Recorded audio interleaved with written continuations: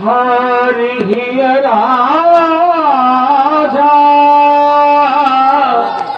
बैठे निज निज जाग समाज नपन बिनो के जनक अकुलाने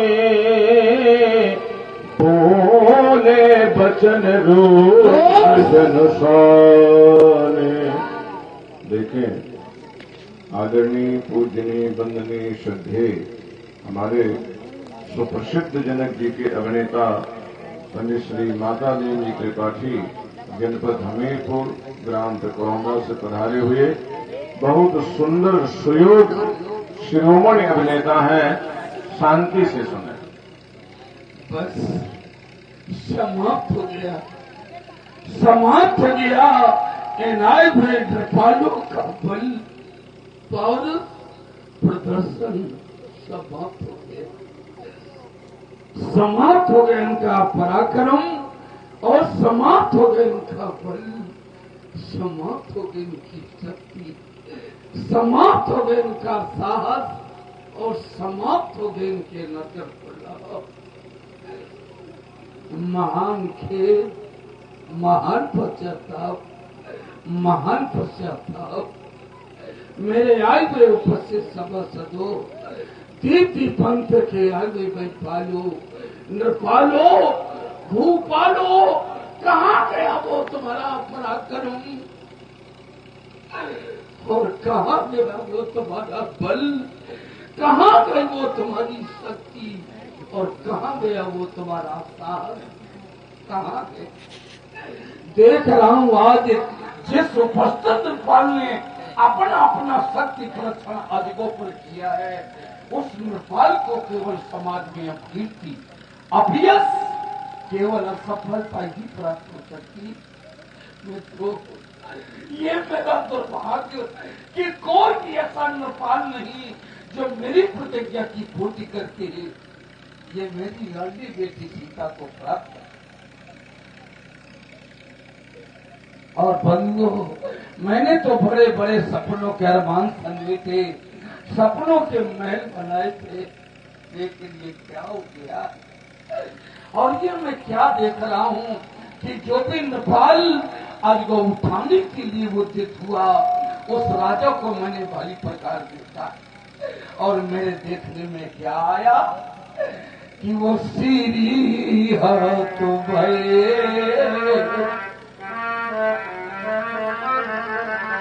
वो सीरी हाथ भये, वो हार ये राजा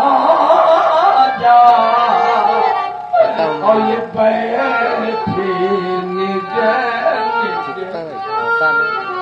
मेरे प्रभु, ये बैठे निज निज ये चाई समाचार जब सीरी हाथ भये। मित्रों, मैं आप लोगों की प्रशंसा करना चाहता था, मैं आप लोगों की बड़ाई करना चाहता था, लेकिन जिस राजा की मैं बड़ाई करने के लिए उद्यत होता हूँ तो क्या पाता हूँ कि नपो सब भये। मैं किसकी बड़ाई करूं कि जब नपो सब भये, ये योग उपहासी, ये नपो सब भये, ये नपो सब भये, ये योग उपहासी,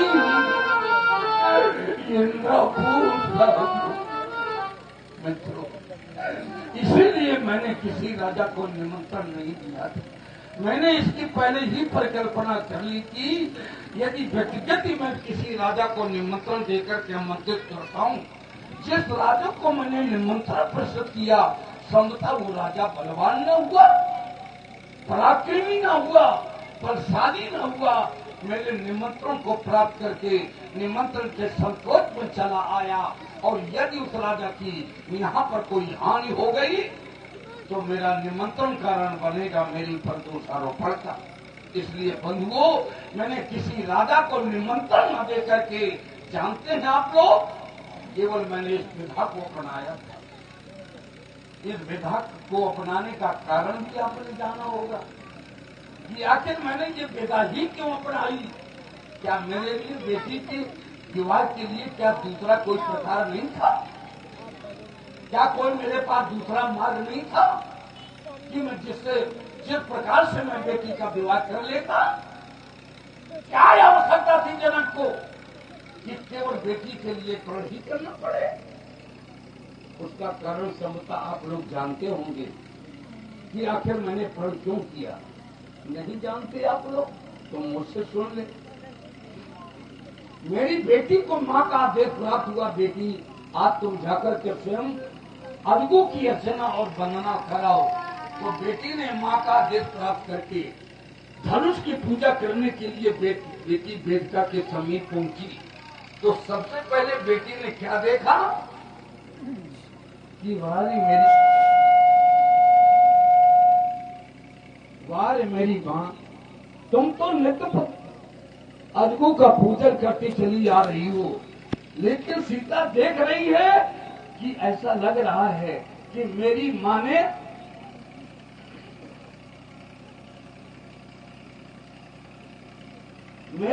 ने कभी अदगु को उठा करके नीचे की वेदिका का लीपनकार नहीं किया है। ये सीता ने बड़ी प्रकार देखा कि चारों तरफ वो लीपनकार मैं देख रही हूँ।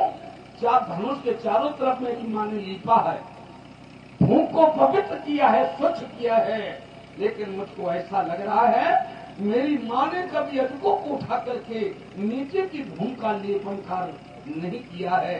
आज ही मैं पहली बार पूजा करने आई हूँ और ये सब कार्य मैं करूंगी। तो नैना करती नहीं तो कैसे? सीता की मां अदगु को उठाना चाहे तो कैसे उठाती? क्योंकि आप लोग जानते हैं, मैं जानता हूं कि ये गरु वह कठोर है।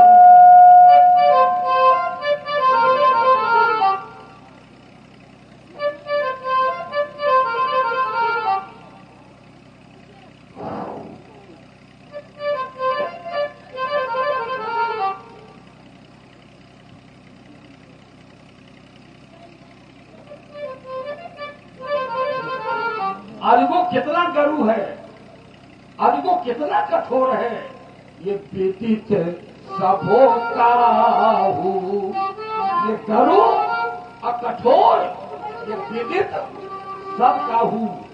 केवल इतना ही विदित नहीं है, ये सभी को विदित है कि श्लोक में केवल दो हैं जो अदगु को उठा सकते हैं, प्रतिज्ञा का कर्तव्य कर सकते हैं। जानते हैं वो दो कौन है? नहीं जानते? यही कहते ना चले जाना कि 100 वर्ष की हमारे यहाँ की लीलाएं हो गई हैं, 100 वर्ष से हम लीलाएं देख रहे हैं। बहुत से ऐसे रहस्य छिपे हुए हैं जिन रहस्यों को अभिनेता कभी प्रकट नहीं करना चाहते और न प्रकट करते हैं। समाज में रहस्य बना होता है। अदगु को उठाने की शक्ति केवल दो पर है, भगवान शिव और भगवान विष्णु। यह दोनों की शक्तियां ही केवल अदगु को उठा सकती हैं, तीसरी कोई शक्ति नहीं। लोगों को मैंने कहते सुना, अभी सुन रहा था। कब? कि जब भूप से 10 ये कही बाला और ये लगे उठा मैंने फिकर ही। मैं देख रहा था बैठे, तो कुछ लोग कह रहे थे कि महाराज जनक मना भी नहीं कर रहे। 10,000 राजा इकट्ठा मिलकर के और धनुष को तोड़ना चाहते हैं। अगर 10,000 राजाओं से मिलकर के अदगु का खंडन हो गया, धनुष टूट गया, तो क्या सीता सत्यनारायण का प्रसाद है जो 10,000 राजाओं पर थोड़ी थोड़ी बांध दिया जाए?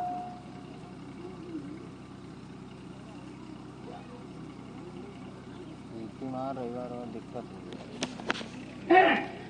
कि सीता सत्यनारायण का प्रसाद नहीं है कि 10,000 राजा तोड़ देते तो सीता को किसको किसको देते। महाराज जनक देख रहे हैं, मना भी नहीं कर रहे हैं। मैं क्यों मना कर दूं? 3 मिनट क्योंकि मैं जानता हूँ 10,000 राजा नहीं, 20,000 राजा मिलकर के अजगो को उठाना चाहे। पतिल भरी भूमि 9 बजे आके तेरे भरी भूमि न सके ये छड़ाई। जानते हैं ऐसा क्यों? क्योंकि पहले तो 2 शक्तियां हैं और एक क्रिया और आपने देखी होगी। और अगर नहीं देखी, नहीं समझ पाए तो मैं आपको बता रहा हूँ, रहे तो न रहने दूंगा। 6 मिनट गोली और दे दो इन लोगों को, क्या करें? और क्या जानते हैं ये? ज्ञानी थोड़ा ये आगे बैठाए हो। ये तो एक दूसरे के फूल मारेंगे, मूंगफली के छिलके मारेंगे।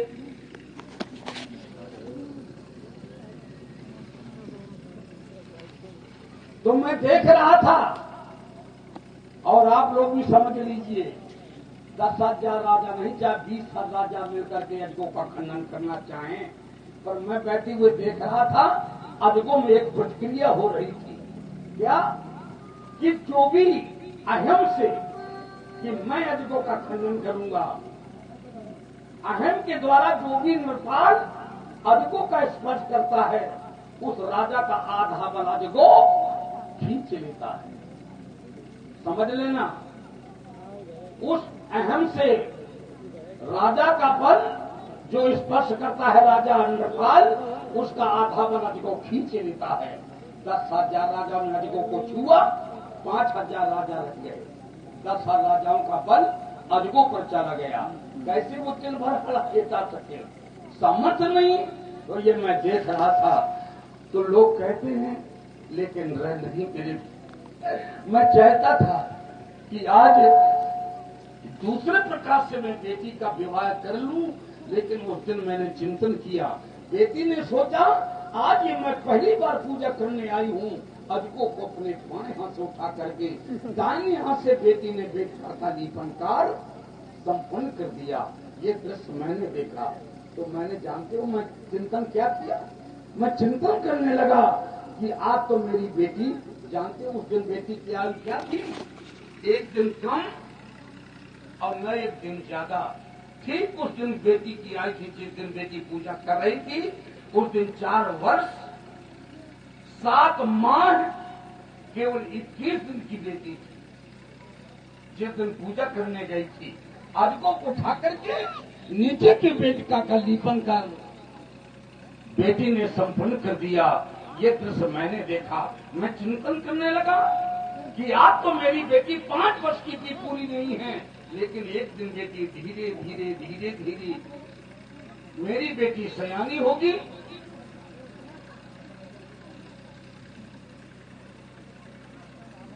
मेरी बेटी विवाह की योग होगी।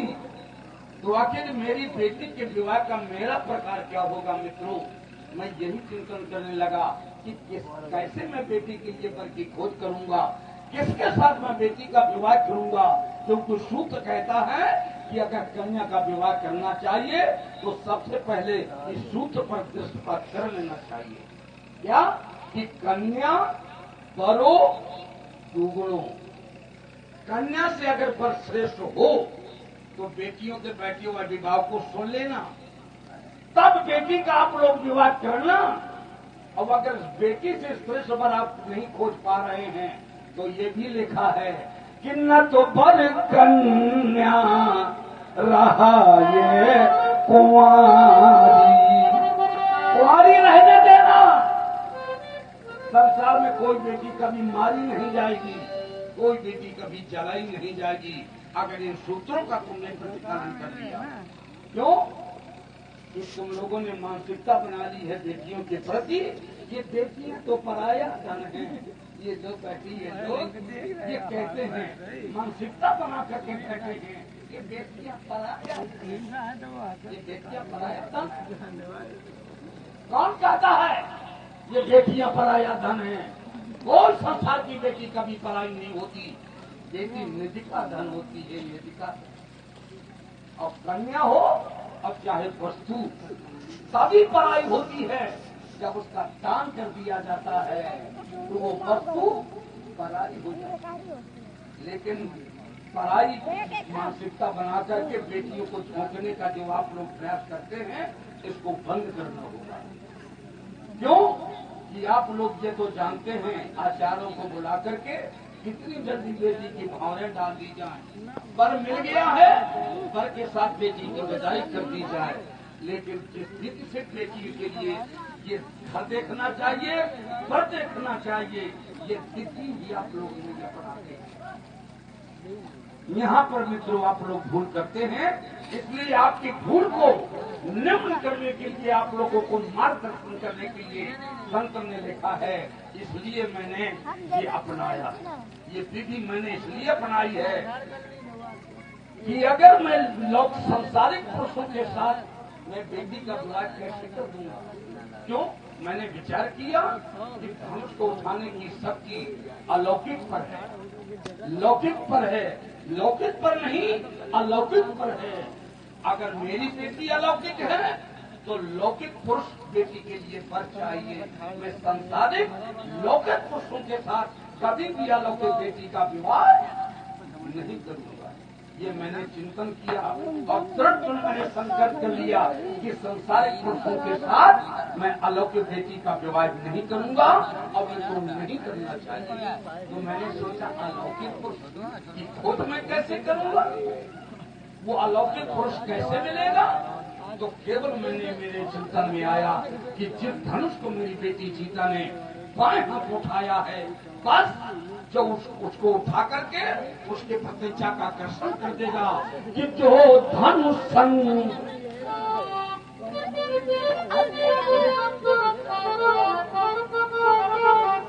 कि जो धनुष संग करे ये तेज चढ़ाई तो वो परसी कन्या मुत भाई और राजा रंग से ताज न मोड़ा। क्यों? क्योंकि प्रणय उद्देश्य ये अखिल प्रण घोरा। ये घोर मैंने प्रण कर दिया, इसीलिए मैंने किसी को निमंत्रण नहीं दिया। मैंने प्रण किया है, मैंने मुनादियां बजवाई है, प्रण की घोषणा करवाई है। तो आपने सुनी होगी जो मैंने प्रण की मुनादी करवाई, तो क्या आपने सुनी नहीं है? अरे हाँ सुनी। कैसे कि यहाँ आए सुनी पाकर के नहीं, मेरे निमंत्रण को पढ़ करके ना आप लोग नहीं आए। यहाँ आए सुनी, क्या सुनी? हम जो ये प्रण ठाना। और कौन आए? यहाँ दीप दीप के ये भूपति। केवल ये सब लोग सुनकर के आए हैं।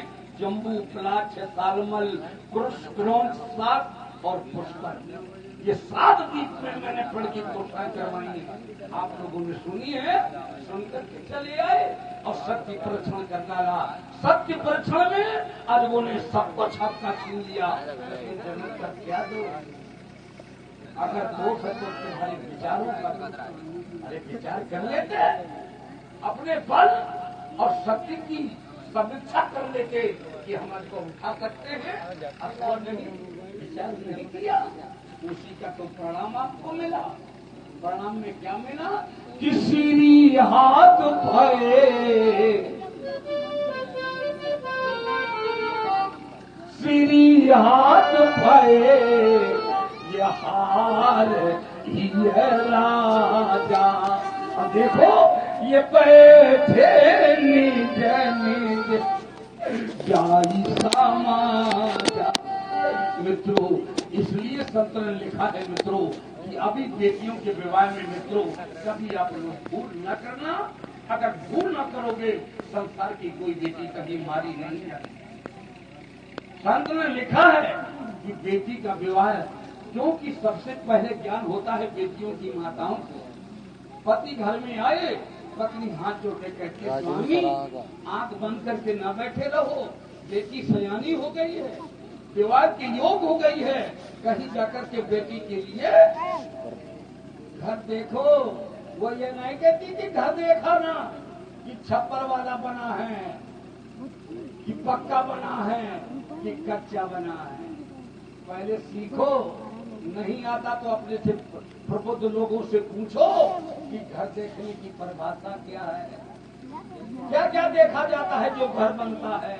घर की परिभाषा से होती है, जिसको ज्ञान ही नहीं। घर कहते हैं घर देखो, अब देखते क्या हो कि तुम कितने मंदिर का बना है, इसके दरवाजे कितने वाहन खड़े हैं, इसके घर में कितने शस्त्र हैं, कितना ये पदाधिकारी है, कितना इसका पर गोरा चिट्टा है, कितनी शिक्षा है, ये देखते हो। लिखा है कभी सर जो तुम देख के सब कुछ देखे थे, बेटियों को छोड़ देते, इसी के कारण आज बेटियां मानी जाती है, इसीलिए बेटियां जलाई जाती हैं। दोषारोपण करते हो, ससुराल वालों का करते हो, ससुराल वालों ने बेटी मार दी, बेटी जला दी। ये ससुराल बेटी के दुश्मनों को किसने ढूंढा है? तुम लोगों ने ढूंढा है। ये बेटियां नहीं घर पर देखने जाती। बुद्धिमानों, बेटियों के पिता कहलाने वाले अधिकारियों, बेटियों के लिए दुश्मन तुम ढूंढ ले जाते हो। कैसे आज बेटियां मारी जाएंगी, कैसे ये बेटियां जलाई जाती, क्या देखते हो तुम लोग? बेटियां पराया धन है, पराया धन है तो मरवाओगे बेटियों को, इस प्रकार बेटियों को जलवाओगे। जब तुम्हें घर पर देखना नहीं आता तो अपने से प्रबुद्ध लोगों से पूछ लो।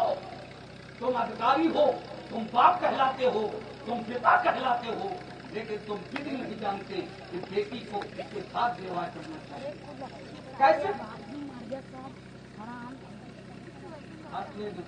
समय नहीं दोबारा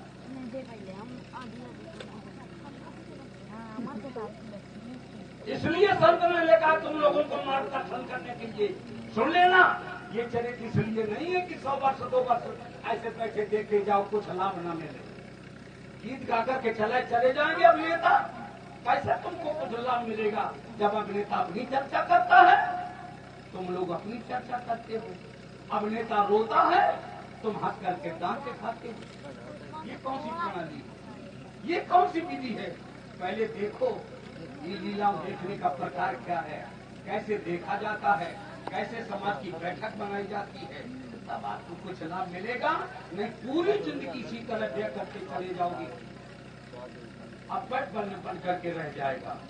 मेरे मित्रों, तो संत ने आप लोगों के मार्गदर्शन के लिए देखा है कि कृपया एक क्षण शांत होकर के मेरी चर्चा सुन लेना। ये तब मैं जानता हूँ हम सब आप लोग पानी के बुलबुलें हैं मित्रों, किसी के जीवन का कोई भरोसा नहीं। इस वर्ष नहीं, अगले वर्ष में सुना सकूंगा, क्या भरोसा। हम सब आप लोग पानी के बुलबुले। कष्ट मुझे इस बात का है मित्र, कष्ट मुझे इस बात का है, इस बात का मुझे दुख है। आज संसार में केवल बेटियां ऐसी रह गई जो सबसे ज्यादा बेटी अपने बाप को चाहती है, पुत्री अपने पिता को चाहती है, बेटी अपने माँ को चाहती है। सयानी घर में बेटी बैठी है, कोई रोता ना दिखाई देगा। अगर सयानी की बेटी को देख करके रोती है तो मारो। इन माताओं से पूछो जिस माँ ने उधर पार करके बेटी को जन्म, जिस माँ ने उधर पार करके बेटी को जन्म दिया है, पाला पोसा है बेटी, उस माँ से पूछो जाकर के क्या बीतती है माँ की। यही वो माताएं हैं जो सयानी बेटियों को देख करके घर का बेचारी काम करती जाती हैं, छुप छुप करके अपने घर से बेटी को लाती हैं। जानती ये माताएं क्या कहा करती? ये माताएं कहती हैं चुपचाप भगवान से, प्रभु कि कट प्रीति सजी।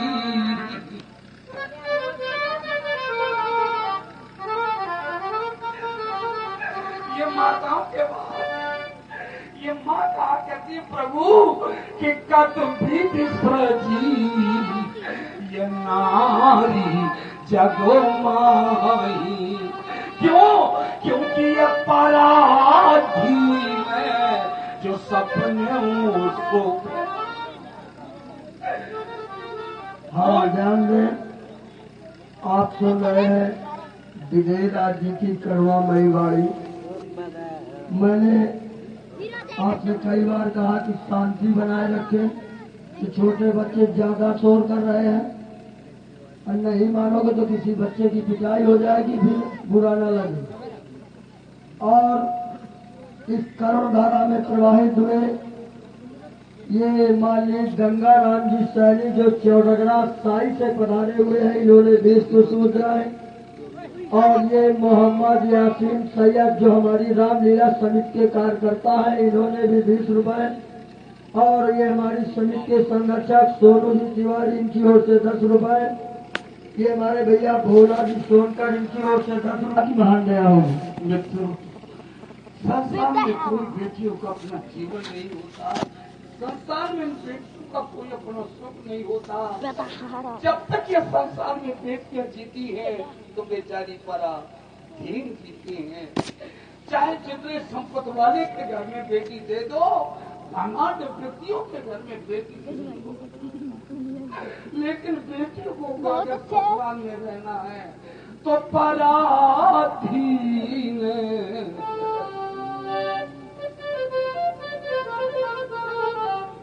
पराधीन जो सपनों सुख नाही। कोई पराधीन रहने वाली बेटी कभी ससुराल में सुखी नहीं।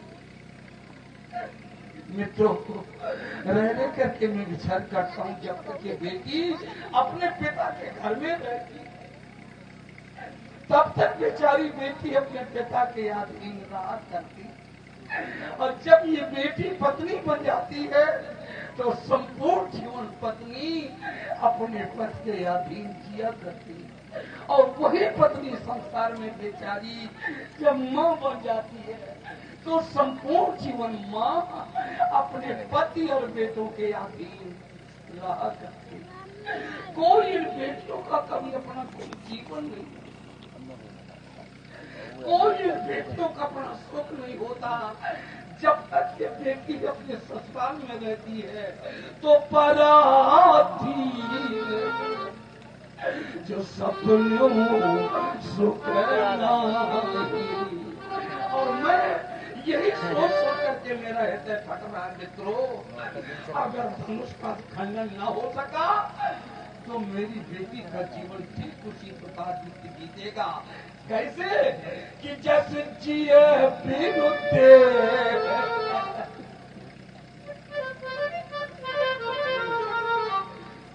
जैसे जिए बिनु तेरे और नदी बिनु बारी, ये तय सही नाथ है, ये पुरुष बिन नारी।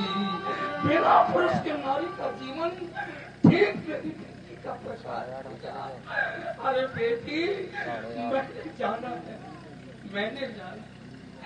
अरे कल की बात है मेरे भाइयों, मैं दरबार का विसर्जन करके महलों की ओर जा रहा था, तो नगर के मध्य मार्ग से मैं गुजर रहा था। मैंने क्या देखा, एक बेटी रोती हुई दौड़ करके जा रही थी। मैं चुपचाप एकांत में खड़ा होकर के बेटी को देखने लगा, ये बेटी क्यों रो रही है। हम मित्रों, मैंने क्या देखा कि रोती हुई बेटी दौड़ करके जाती है अपने माँ के गले में लिपट करके। रोती हुई बेटी कह रही, माँ तुमने मेरा पालन पोषण 18 साल किया है माँ, मुझे खूब याद है माँ, तुमने कभी भी एक क्षण अपने से अलग नहीं होने दिया। आज अपने घर से मुझे विदा कर रही हो माँ, मैं चली जाऊंगी, लेकिन जाने से पहले माँ तुमसे हाथ जोड़ करके मेरी एक विनती। मित्रों, मैं सुन रहा था, कह रही थी बेटी माँ तुमसे हाथ जोड़ करके मेरी विनती है माँ कि तुम मुझे बुला देना माँ, मुझे बुला देना, मेरे ससुराल को बुला देना, ससुराल के मेरे सारे सुखों को बुला देना माँ। लेकिन हाथ जोड़ करके विनती है माँ कि तुम मेरी बूढ़े बाप को न बुलाना माँ, मेरे पिता को न बुलाना माँ, मेरे पिता की वही सेवा करती रहना माँ जैसे मैंने आज तक की। मित्रों, इन भारतीय बेटियों को कभी अपनी चिंता नहीं, इन बेटियों को कभी अपने दुख की चिंता नहीं। अगर बेटियों को चिंता होती है तो केवल अपने बूढ़े बाप की होती है, पिता की होती है। इसलिए मेरे मित्रों, हम कहें कि ये बेटी ये दुलारी रही,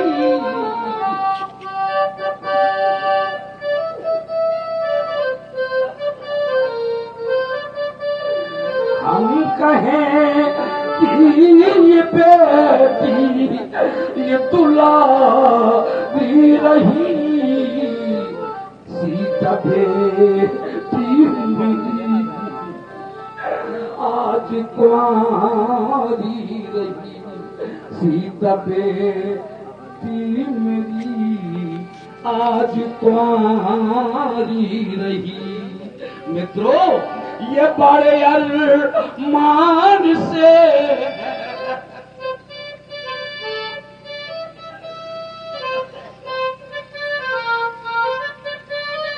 ये बड़े अरमान से मैंने पाली सिया, ये प्रण न पूरा हुआ आई फटता ही हाथ फटता हिया। वाह, बहुत बहुत धन्यवाद। कि बड़े अरमान से मैंने पाली सिया, ये प्रण न पूरा हुआ हाय फटता हिया, आज मती मेरी कैसी माँ, आज मती मेरी कैसी मारी गई, सीता बेटी मेरी आज कुंवारी रही। बेटी, जब तक तुम्हारा ये पिता जीवित है बेटी, जीवन में तुम्हें कोई दुख नहीं होगा, तुम्हें कोई कष्ट नहीं होगा। यद्यपि मुझसे हो गई भारी भूल, लेकिन भूल का क्षमा प्रार्थी बेटी मैं हूँ। इस क्षमा से बेटी तुम्हारी मांग पर सिंदूर न पड़ेगा, रह करके जीवन भर पश्चाताप मुझको करना होगा। बेटी देखो, मैं अपना दुख कह रहा हूँ, मैं वेदना व्यक्त कर रहा हूँ। बेटी, कुछ पत्नियां हंस रही, कुछ पति हंस रहे हैं। आखिर ये हंसने वाले दोनों कौन हो सकते हैं? जब मैं चिंतन करता हूँ तो केवल वही पति हंस सकती है, वही पति हंस सकता है। बेटी कौन? कि जिसके घर में हो बेटी ये सया ये घर। अरे मेरे बाप, मैं नहीं जानता था कि मेरे सामने ऐसी भी फलना सकती है। अगर ये जान लेता बेटी तो भूल करके कभी बेटी के जैसा प्रण न करता। कि जिसकी गाड़ी में हो बेटी ये सया ये घर, उसके दिल से जब छो क्या होता असर, उसके दिल से जब छो क्या होता असर। आज किस्मत ये कैसी, आज किस्मत ये कैसी ये हमारी रही, सीता बेटी मेरी आज कुंवारी रही। इसलिए मेरे मित्रों, मैं रह करके विचार करता हूँ कि आज संसार में केवल बेटियां सर्वस्व देने के लिए समर्पण भाव पिता के प्रति रखती हैं, तो केवल संसार में अब बेटियां रहती हैं। अगर अनुभव न किया हो मेरे भाइयों, तो एक बार अनुभव करके देख लेना जो मैं अनुभव अपना व्यक्त कर रहा हूँ। मेरा अनुभव यह है मेरे भाइयों कि मैंने जीवन में अनुभव करके देखा है कि बाहर से कोई भी पिता प्यासा जब घर की ओर जाता है और दरवाजे आता है, दरवाजे में देखता है मेरी बेटी बैठी है, मेरा बेटा बैठा है।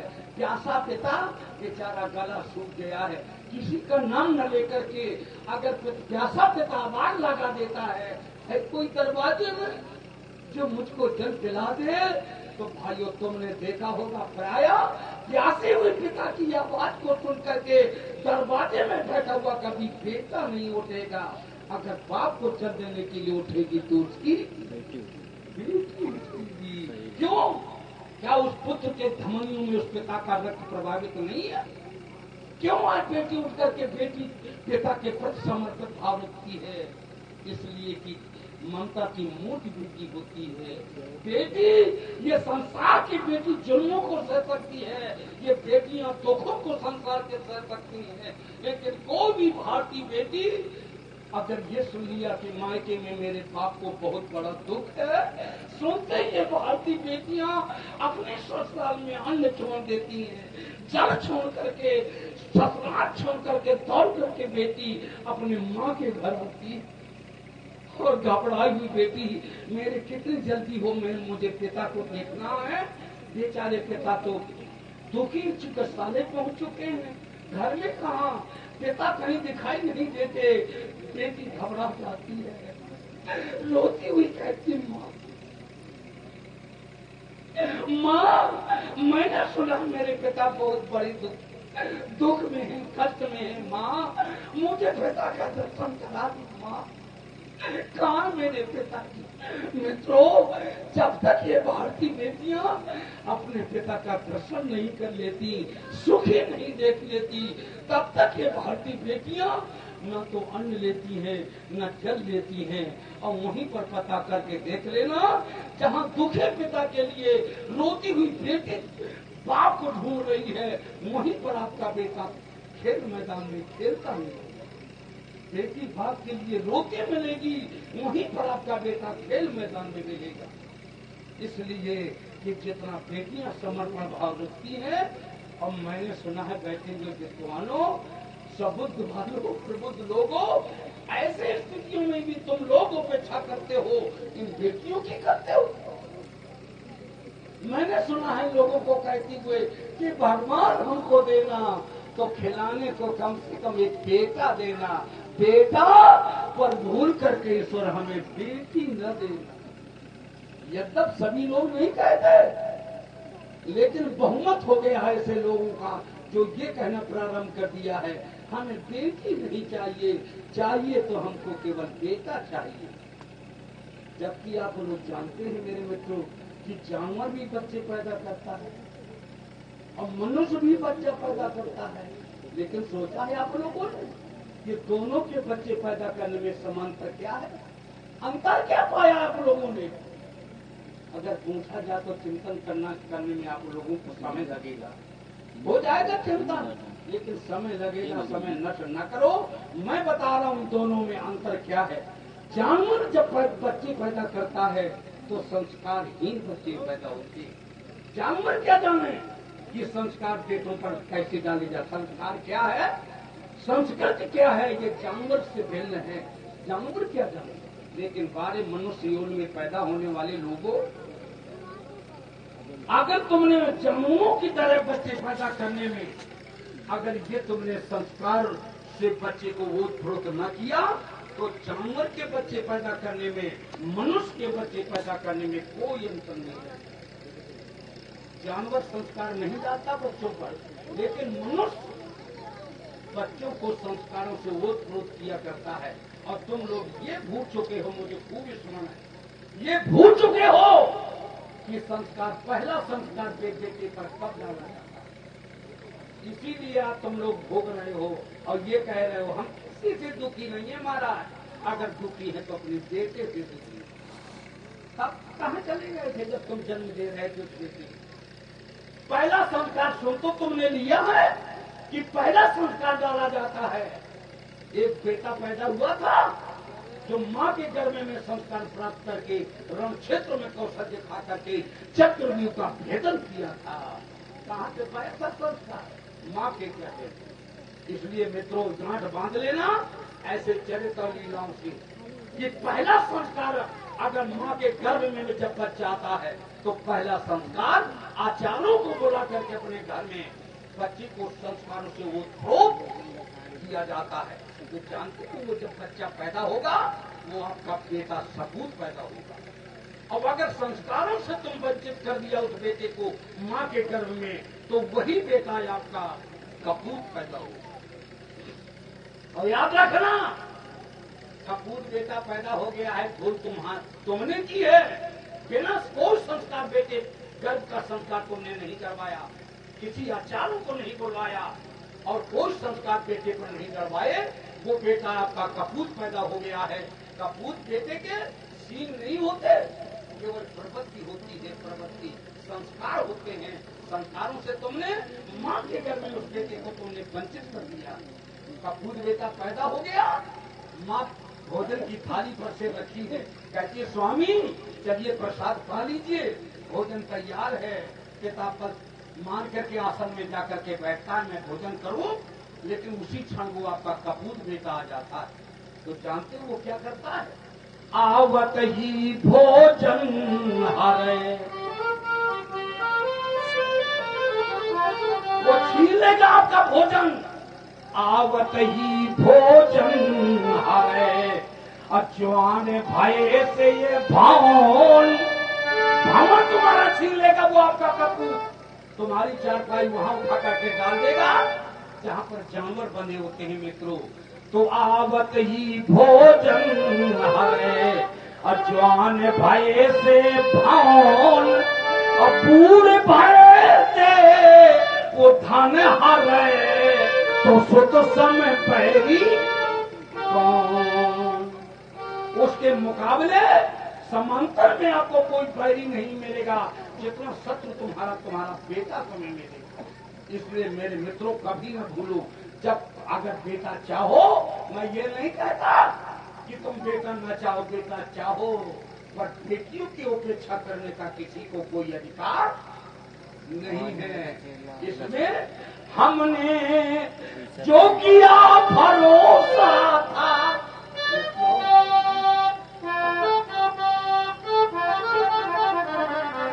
मैंने जो किया वो भरोसा था, वो आज भरोसा मेरा छूट गया।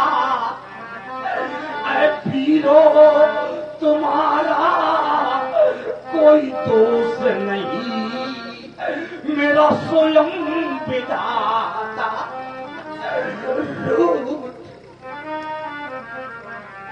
हाँ, मेरा स्वयं विधाता रूठ गया। मैंने खूब अध्ययन किया है कि जिस समय तुम्हारा प्रकटीकरण हुआ उसी दिन से मैंने तुम्हारे बात पर चिंतन किया, तुम्हारे भविष्य का चिंतन किया था बेटी। मैंने स्वयं देखा था लेकिन नहीं पाया जो मुझको देखना है, वो नहीं मिला। मैं सोच रहा था एक भविष्य प्रवक्ता को मैं ला करके बेटी को सामने ला दिया।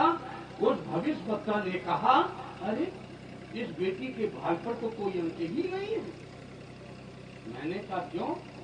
ब्रह्मा के द्वारा अंक तो लिखे जाते हैं, बेटी के विवाह के अंक लिखे जाते हैं। तो भविष्य वक्ता ने कहा इसके भाल पर कुछ भी नहीं लिखा। अरे मैं चिंतन करने लगा क्यों नहीं लिखा, तो पाया, जब बहुत चिंतन किया तो पाया कि लिखने के लिए आधार चाहिए। अगर कागज न होगा तो आप लोग काहे में लिखेंगे? लिखने के लिए आधार है कागज। उसी प्रकार ब्रह्मा के लिखने के लिए है देह। अगर देह है तो ब्रह्मा अपने अंक लिख देंगे। और जब देही न होगी, इसलिए वैदेही शब्द का प्रयोग किया है। लिखान विधि, विधि माने विवाह की विधि और वह विधि ब्रह्मा। लिखान विधि, क्यों नहीं लिखा कि ये वैदेही विवाह। ब्रह्मा बेटी को ढूंढ रहे थे कि मृतलोक में जा रही है, विवाह की हम तो लिख दें, लेकिन जब तक ब्रह्मा ने बहुत खोजा, बेटी बेटी नहीं मिली। कैसे मिले? दे ही नहीं थी। बिना दे वैदेही शब्द का प्रयोग किया है। जो बिना दे के हो तो ब्रह्मा लिखना भी चाहे तो कैसे लिख देंगे? इसलिए लिखान विधि ये वैदेही विवाह। इसमें आपका कोई दोष नहीं है। दोष है तो भाग्य के खेल कैसे निराले रहे।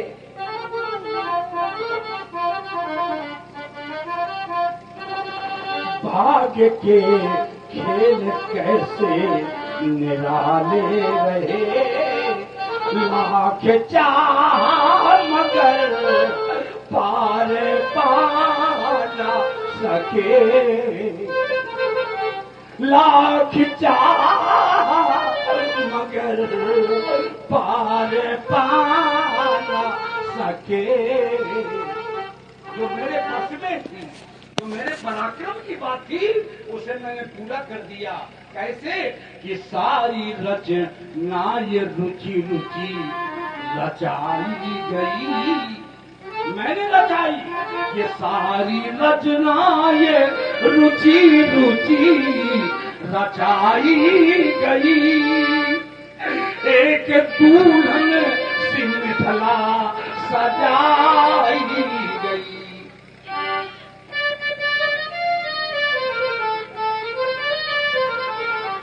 एक दुल्हन सी मिथिला ये सजाई गई।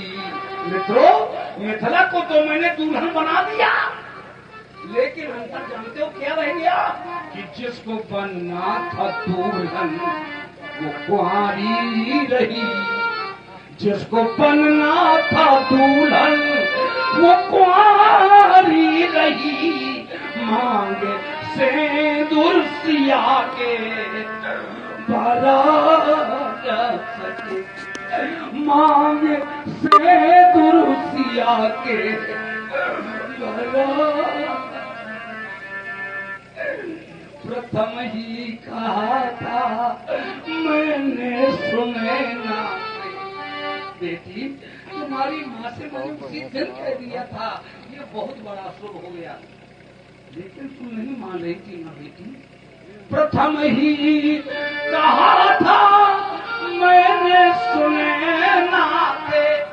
रानी, वो शिला मूर्ति का मुस्कराना अशुभ है। जानते हो कब अशुभ हो गया था? माने मैं कल दरबारों का विसर्जन करके जीविता तो नहीं है? दरबार का विसर्जन करके मैं महलों की ओर पहुंचा तो मैंने क्या वहां पर रानी सुनैना से भेंट हुई। सुनैना ने कहा महाराज प्रतिज्ञा की पूर्ति हो गई। मैंने कहा रानी अभी तक तो नहीं। बोले कितना समय शेष है? मैंने कहा केवल एक दिन का। अब बोले महाराज अगर एक दिन में कल अजगों का खंडन न हो सका तो क्या संपूर्ण जीवन के लिए बेटी कुंवारी बैठाओगे? मैंने कहा वो तो पराधीन हो गई है, रहा विवाह जाप आधीना, अब तो उसको बैठना पड़ेगा। रानी ने कहा तुम्हारे कारण हृदय नहीं टूटा। अरे मैंने कहा मैंने प्रण किया है, न टूटने का कारण मैं। बोले आप बहुत समय पहले इनको खंडन हो गया होता अगर आप दोषी हैं महाराज। मैंने कहा क्यों? बोले सबसे पहले आप मुझको ये बताओ कि तुम्हारे मिथिला में देवर्ष नारद आए थे? मैंने कहा हाँ रानी आए तो थे। पूछ रही है रानी मुझसे क्या कहा था? मुझको याद स्मरण नहीं था, मैं स्मरण करने लगा। रानी आए तो थे और हाँ, मुझसे कुछ कहा था।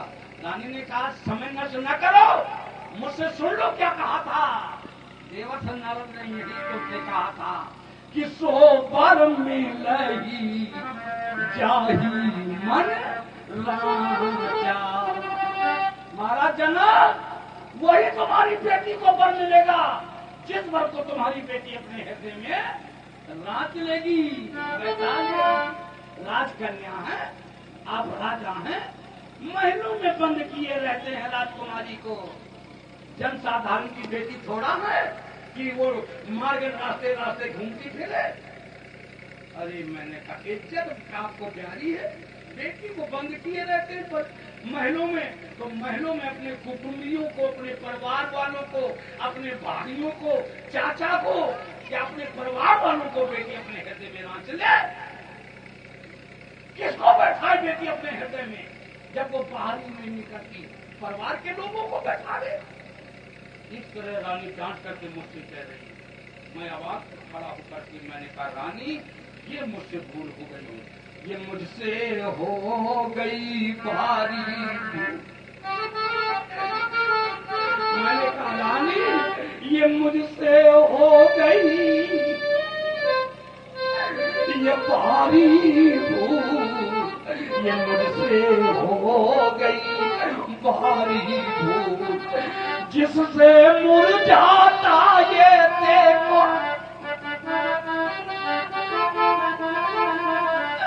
ये जिससे मुरझाता देखो, ये मिथिला का फूल, ये मुझसे हो गई भारी भूल। मैंने कहा रानी, जब तुम जानती हो मैं भूल चुका हूँ तो तुम्हारी भी तो बेटी है, तुमने क्या किया?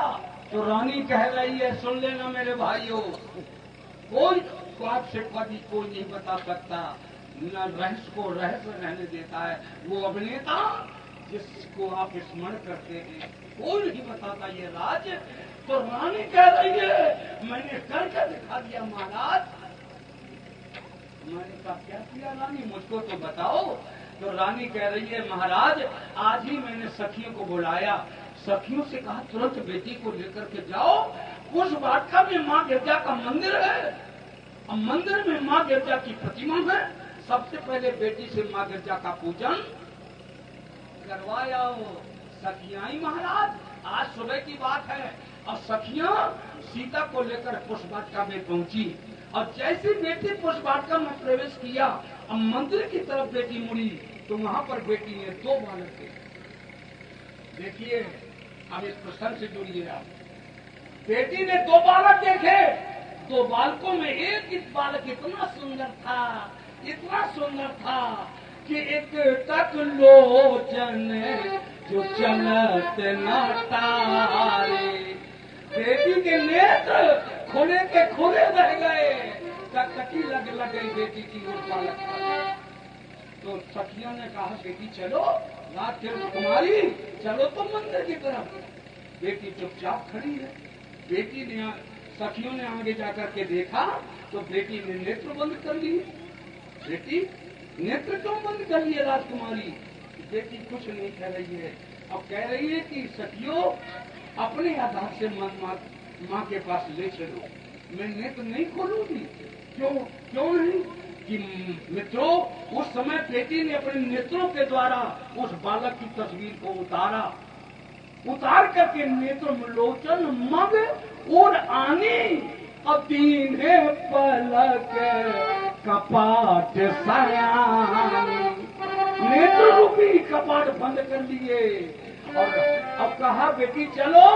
तो बेटी ने कहा सखियों अपने आधार से ले चलो, अब मैं नेत्र नहीं खोलूंगी। अब बेटी ने सोचा कि तस्वीर तो मैंने हृदय में उतार ली, लेकिन कल पिताजी दरबार में मैंने सुना था, कह रहे थे अगर तस्वीर हो, अब तस्वीर में कन्याधिकारी की छाप न लगी हो, मुहर न लगी हो, हस्ताक्षर तस्वीर पर न हो, तो उस तस्वीर की कार्यालय में मान्यता नहीं होती। बेटी ने सोचा अधिकारी कहाँ है, मैं कैसे छाप लगवाऊंगी? याद आया कि अधिकारी भी बहुत दूर नहीं है, यहीं पर अधिकारी है। तो गई भवानी भवन बहोरी, अपन चरण बोली कर, क्या बोली कि मोर मनोरथ माँ तुम जानहु नी के, अब बसाऊ सदा और पुर ही के। माँ तुम सबके ओर में बसने वाली हो, और ये ओर में जो मैं लेकर के आई हूँ देख लो, ये तस्वीर देख लो, इसको परख लो, जांच लो, और अगर ये मूर्ति मेरे योग है तो इतना सहयोग मांगने आई माँ कि हरी माँ तू धनु की गरु गरवाई हरण कर लेना और पर्वत हंस को कर देना, ताकि इस मूर्ति के द्वारा देखो का खंडन हो जाए। अब माँ एक बात और सुन लेना, अगर तुमने इतना मेरा सहयोग नहीं किया तो मैं उसी रास्ते से गुजर रही हूँ माँ, जिस रास्ते से तुम गुजर चुकी हो। तुमने भी विवाह के पहले कहा था, मैंने सुना था कि तुमने कहा था कि परम शंभु नत रहा। अब अगर माँ अदगो का खंडन न हो सका तो संपूर्ण जीवन के लिए मैं कुंवारी और असे कई चरण कहे गीत गाने से मित्रों कोई लाभ नहीं है। मैं कपोल कल्पित गीत सुना करके क्या करूंगा। बेटी ने इतना करके चरण गहे पै देगी और इतने पीने की मेरी बेटी ने माँ देता की इतने वंदना की कि विनय प्रेमो बात वो भई भवानी। पत्थर की प्रतिमा को बेटी ने विनय और वंदना के बस में कर लिया, और जब बेटी ने देखा कि अब ये प्रतिमा मेरे बस में है तो बेटी ने सोचा मैं और पूजा कर लूं। किया बेटी ने, कैसे कि पूजा की ने अधिक अधिक सब लग गया है। देखिए बेटियों, ऐसी पूजा की जाती है जैसे मेरी बेटी ने की, ऐसे नहीं पूजा की जाती थी तो पदकान चक्र दरवाजे में मंदिरों को उतार दो, वहाँ पूजा करो कि हम तुम्हारा चक्रों में, कैसे तुमको लाभ मिलेगा। कहती हूँ इतने साल मैंने तो किया है, कोई लाभ नहीं है, इसलिए लाभ नहीं मिला कि मेरी बेटी पूजा कर रही है। लेकिन अनुराग लेकर आस्था लेकर के तुम मंदिरों में जाती हो, और जाग आस्था तो है गई, लेकिन वहां तुम अनुरागहीन हो जाती हो। लेकिन मेरी बेटी अनुरागहीन नहीं हुई, अनुराग तो अनुराग है, लेकिन पूजा की अधिक अनुराग। फिर क्या मांगा, निज अनुरूप वो सौभाग्य पर। इसलिए बेटियों के अभिभावकों, बेटी का विवाह करना तो संत ने भी लिखा है, मेरी बेटी ने भी इशारा किया है कि अगर सौभाग्य पर हो, अनुरूप बेटी के पर हो तो बेटी का विवाह करना, क्योंकि संत ने भी लिखा है कि करिए विवाह स्वतः ही अनुरूपा। अब तुम लोग अनुरूप नहीं ढूंढ के अपना अनुरूप मिलाते हो, विवाह बेटियों का करते हो, अनुरूप अपना मिलाते हो। हमारे पास 10 बीघा की जमीन है तो 20 बीघा वाला मिल जाए। मित्रों ये अनुरूप नहीं है। इतना कह करके बेटी ने सोचा अब ये मैं फूलों की माला लेकर के आई हूँ, माँ के गले में माला डाल दूं। लेकिन मित्रों सुन लेना, इस समय तक बेटी ने अपने नेत्र नहीं खोले, बेटी के नेत्र बंद थे। अनुभव से बेटी गई, माला पहना दूं तो माँ गिरजा का हाथ बेटी के हाथ से लग गया। बेटी ने सोचा गला आ गया, यही तो गला है, तो बेटी ने गला समझ करके माला डाल दी, लेकिन वो माला गले में न पड़ पाई, वो माला कंधे में पड़ गई। और जैसी माला कंधे में पड़ी तो वो खसी माल, वो माला गिर पड़ी तो वो मूर्ति मुझसे हंसने लगी। पत्थर की प्रतिमा, ये है बेटियों भक्ति में शक्ति, कि तुम चाहो तो पत्थर की प्रतिमा को मुस्कुराना पड़ेगा। बेटी ने कहा पिताजी मुस्कुराई ही नहीं है, बोली है। अरे मैंने कहा, रानी ने जैसे कहा कि महाराज हंसी मार मुस्कानी, तो मैंने तुरंत का निर्णय दे दिया कि प्रथम ही कहा था मैंने सुने नाते रानी, वो शिला मूर्ति का मुस्कराना अशुभ है, ये अशुभ है। तो बेटी कहने लगी पिताजी, दौड़ करके मेरी गोदी में बैठ गई, तो तुमने कहा था न रो पिताजी। मैं रोने लगा अशुभ समाचार सुन करके। बेटी ने कहा कि बेटी ने कहा पिताजी रो नहीं, वो बोली है, अगर मुस्कुराई होती पिताजी तो अशुभ हो गया था। मैंने कहा बेटी पत्थर की प्रतिमा कहीं बोलती है? तो बेटी ने कहा हाँ पिताजी बोली है। मैंने कहा कैसे और क्या कहा है? तो बेटी ने कहा पत्थर की मूर्ति ने कहा है कि सुने सी सत्य असी से हमारी अपूजहि मन कामना तुम्हारी। तो मैं ये चाहता हूँ मेरे मित्रों कि कहाँ गई माँ गिरजा पानी, ये मौन सभी हैं, ये पंडित ज्ञानी। अरे कुछ तो मार्गदर्शन करो मेरा, मेरी बेटी जैसे आपकी बेटी, अगर कोई मार्ग है तो मुझे आप बताएं। अरे कोई नहीं बोल रहा। ये मौन सभी है पंडित ज्ञानी, ये मौन सभी है पंडित ज्ञानी। ये क्षत्रिय हूँ ये पण छोड़ न सकता, ये चाहे जान भले ही जाए। मैं जान मेरी प्राण चले जाए, लेकिन सीता का क्या होगा, लेकिन सीता का क्या होगा, और ये भी कोई नहीं बताए। क्या याद अधूरी ये रह जाए, वो माँ गिर जाती आशीष पानी। ये मौन सभी है पंडित ज्ञानी, ये मौन सभी है पंडित ज्ञानी। इसलिए मेरे मित्रों मैं तो अभी बहुत कुछ कहना चाहता था, लेकिन साथ ही समय सूचक यंत्र अब मुझे प्रतिबंधित करता है। मैं रह लेकर के विचार करता हूँ, अगर मैं अपने वक्तव्य के द्वारा अपना ही अमूल्य समय मैंने नष्ट कर दिया तो केवल मुझको यही कहना पड़ेगा कि समय चूक पुनी का पछताने। इसलिए मित्रों क्षमा करना, अगर मैं विशेष नहीं कहकर के अंत में आप लोगों से इतना कहना चाहता, मैं तो आप लोगों का सेवक था, आपकी तरह था, लेकिन आप लोगों ने बहुमत से इस छत्र को मेरे सर पर आप लोगों ने धारण करा दिया। मैं साधारण व्यक्तित्व था और आपने मुझको राजा बना दिया, और राजा होकर के मैंने आपकी पूर्णतः अभी तक मैंने सेवा की। लेकिन अगर मेरी बेटी कुंवारी रह गई, अदगों का खंडन नहीं हो सका, तो संपूर्ण जीवन के लिए मित्रों मैं अपने देह का विसर्जन कर दूंगा, मैं अपना प्राण छोड़ दूंगा। कैसे मैं देखूंगा बेटी को कुंवारा बिना सिंदूर के अपने रखने। इसलिए एक अंतिम मेरा निवेदन है मेरे मित्रों कि अभी तक मिलन था, अभी तक मिलन था हमारा तुम्हारा।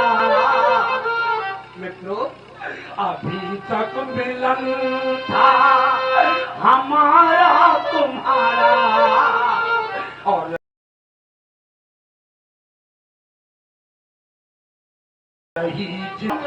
आरे देख जान के भजे दुखारे, माँ के लगन कुटिल भई भोहे, हृदय फरकत नैन रिसो।